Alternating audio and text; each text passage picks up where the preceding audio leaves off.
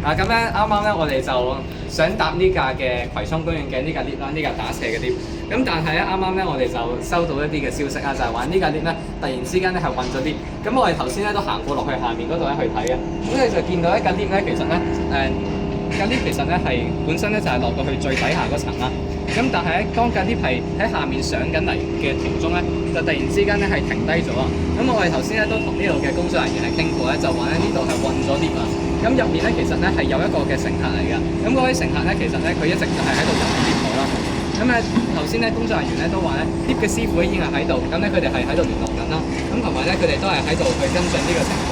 咁就係咧佢哋而家咧都係希望係盡量可以救到入面運 lift 嗰個嘅乘客出嚟㗎。咁我哋就暫時咧就同唔到入面去聯絡啦，因為我哋都冇入面嘅聯絡嘅資料。